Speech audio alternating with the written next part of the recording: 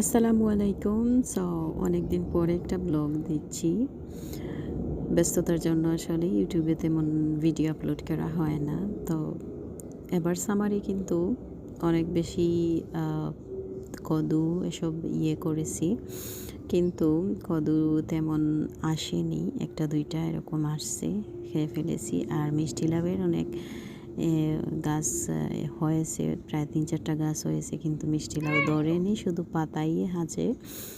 তো পাতা খেয়েই শান্তি মিলছে। নিজের হাতের বোনা যেকোনো জিনিস আপনি যদি পাতাই হয়, না হোক ফল না আসুক, পাতা দিয়েও কিন্তু অনেক কিছু খাওয়া যায়, করা যায়।